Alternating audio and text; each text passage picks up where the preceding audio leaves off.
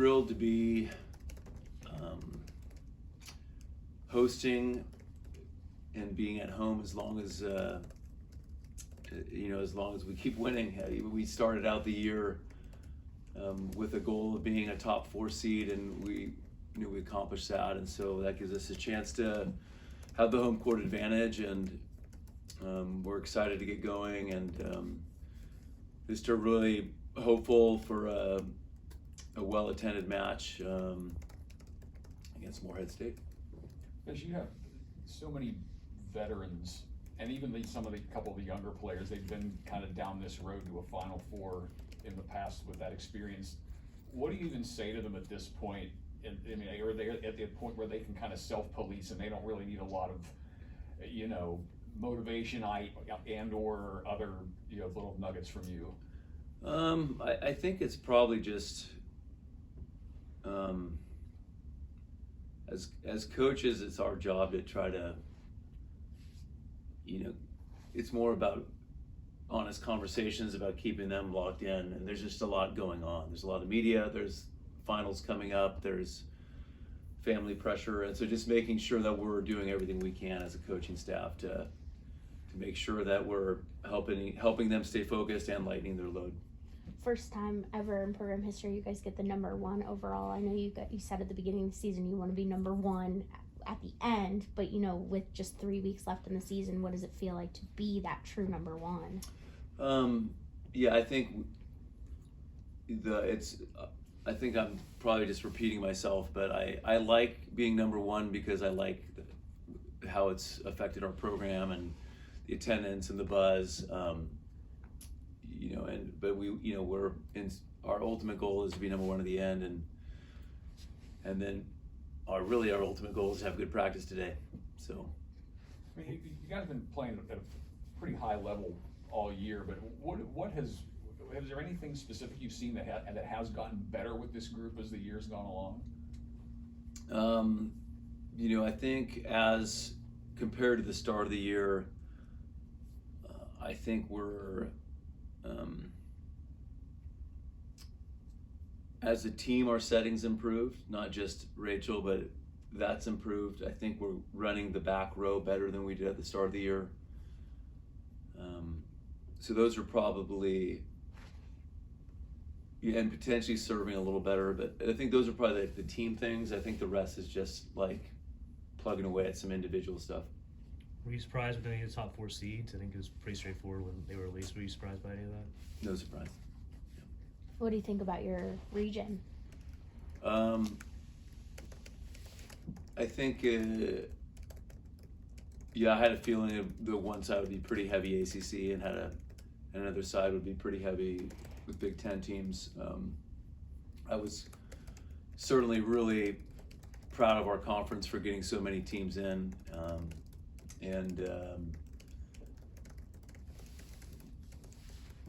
I try not to get to think too much about stuff out of my control. I think the seeding, the committee did a fair job, and nobody has an easy road anywhere. Our sport continues to have more parity, and I think whoever makes the Final Four will be a really big accomplishment. Coach, I know it's not a guarantee you play SMU or Oregon, but is it nice to have some familiarity with a team in your conference, in your region? I think so. I think it's they probably feel the same way though, right? That they've seen us as well. But I think the biggest thing is just the chance to play those teams at home. Olivia Babcock won ACC Player of the Year. I'm curious, was there a point when you were recruiting her that you really thought that, yeah, she's going to be this amazing player earning all these accolades kind of thing?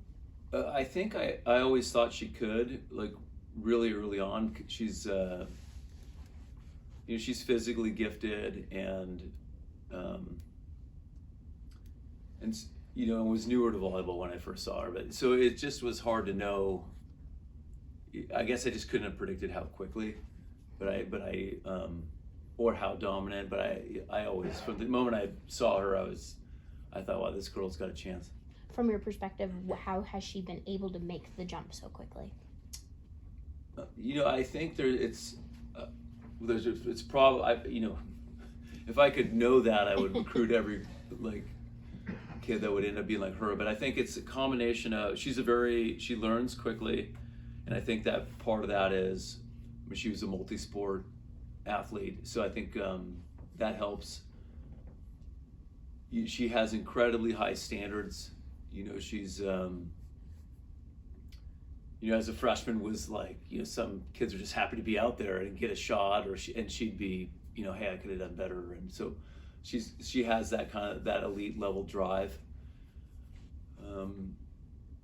And she's just, the other thing elite about her perspective is she doesn't just care about one part of the game.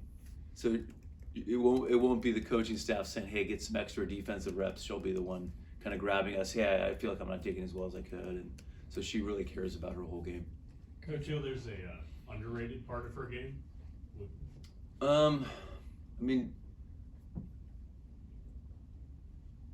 Probably just her humility and what a teammate she is. This is this is someone that's never once has she talked to me about playing time, never once the recruiting process, never she just is a great teammate, and everything she's gotten, she's earned. Coach, another player that made an All-ACC team was Riley Jones with the All-ACC freshman team. In the spring, she wasn't set to be in the starting lineup now. All-ACC freshman team. Can you speak to the difference she's made for this team even now? Well, she's this. It also goes with Rachel and how well she's used her. But she's hit for a really high percentage as a freshman, and so she's kind of that final piece where we maybe don't set her always as much, but I don't think another team can forget about her. And she continues to work on being she's a good blocker. She continues to really put in the work to be great. What does it mean to have all 7 of your starters earn all ACC honors for the second straight year? I guess that's right. Last year too. I think it's. I just really appreciate that the coaches recognized. Not just a couple of our players, but all of them. We don't have issues with on my team with jealousy, but it certainly is nice when everyone gets something. Bree Kelly, we knew she was going to be good, but really these past couple weeks has really kind of risen even more. What have you seen from her that's allowed her to take that jump? I think about a month and a half ago was, really when physically she started to, now she's jumping a little higher, moving a little quicker, and also just moving with, the confidence, to go laterally really quickly without worrying about landing on someone. So I think it just took some time for her to fully heal from the off season, and also she's been training. She was able to train consistently. She hasn't missed a practice in 4 months. So I think just having been out for a while, getting healthy, and then just the consistency of every day being able to get after it. You obviously have a lot of player carryover from the last 3 years of this year's team, but is there anything different about this year's team as you enter the postseason, either mentality-wise or just something different you see in this group as opposed to the last few years? Yeah, this, I've said it earlier this year, but this group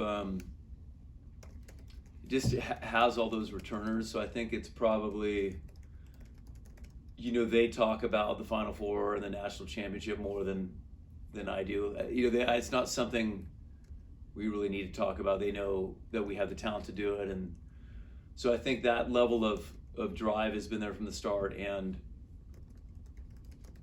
I guess confidence, for lack of a better word, that we can do it. Did you guys talk about the fact that when you were at Louisville last week, you were playing on the court that will be the court of the Final Four, and how that experience of beating Louisville there could help? Well, I think either way it was we did talk about it. We got to get there first, but it's pretty rare in any level of sports, that you'd have, 3 weeks out or whatever it was, 4 weeks out, you'd have a chance to play at the Final Four venue. So,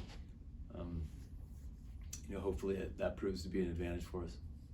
You mentioned the buzz around this program. You set the program attendance record here earlier this year. What's it just going to be like with seeing the support for the first couple rounds here? That's what I'm probably most excited about is, assuming we advance, I'm pretty sure the attendance will keep getting better, but I'd really love to see, first and second round well attended, and I would remind people it's hard to advance against anyone. I know that sounds, I don't know how it sounds, but just getting to a Sweet 16 is really hard. I mean, so we expect these to be really good matches. Being the top seed, does that add any extra pressure to you guys? I don't think about it a ton. I think as a coach, I put a lot of pressure on myself to get in a Sweet 16. I think that's a big marker for me, because I just know at that point on, everyone's so good that it's. So yeah, I think that's probably what I do. I don't know how the girls feel about it. I think we're probably pretty used to being, a top seed over the last couple of years. You were named ACC Coach of the Year. What does that honor mean to you? Well, I think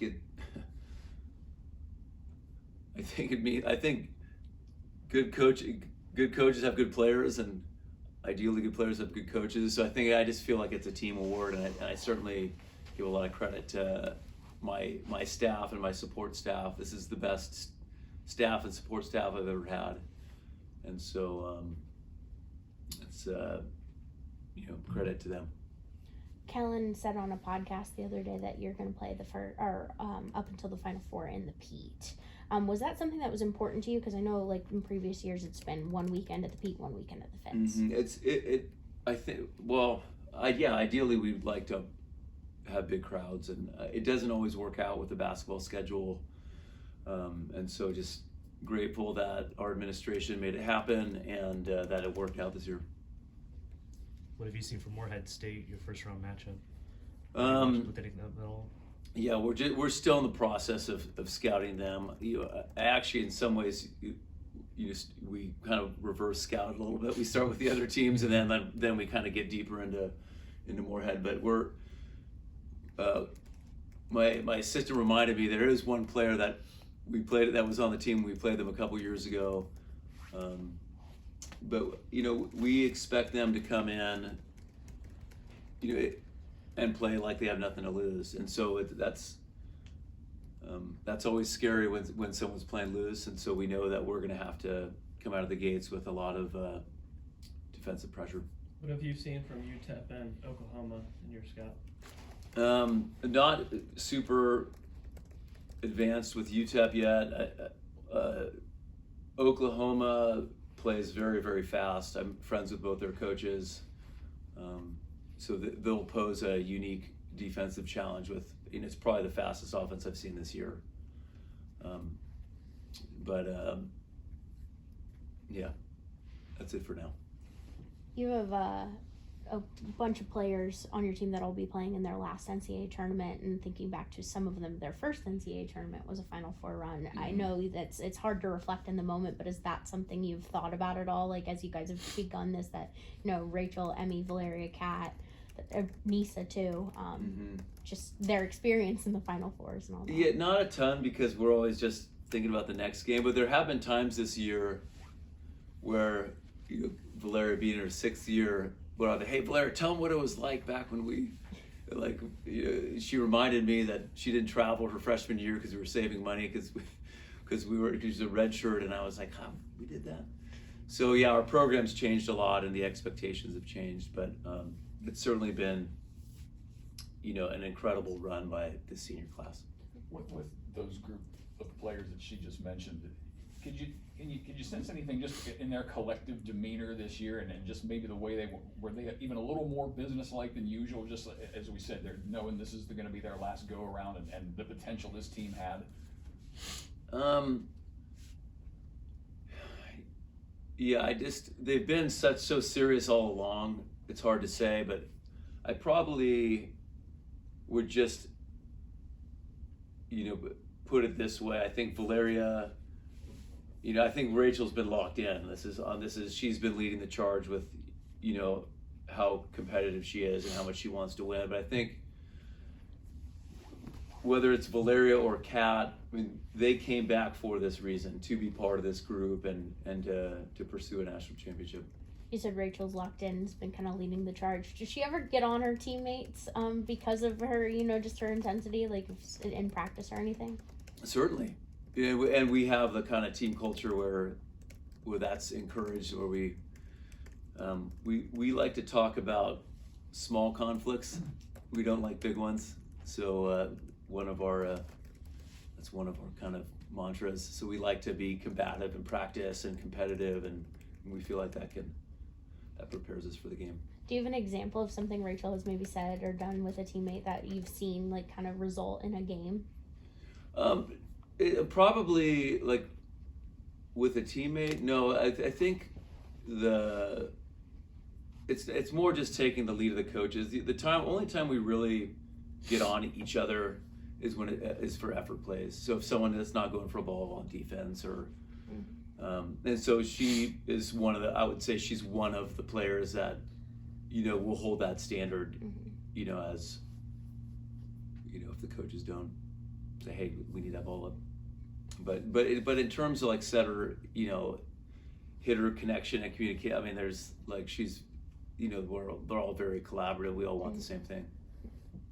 Dan, how important, I feel like Emmy's importance is always maybe a little bit understated by some people, but how have you seen her grow this season in terms of her play and her maturity on the court? Yeah, I think she was great last year, so I think she's gotten a little bit better at taking more court in serve receive, like comfortable, like she's really become more of the captain of the back row, and I do think her setting's improved. Probably like parts of her defense are better, like her overhead digging, and but definitely feel like she's just more of a presence, like a better leader than she has been.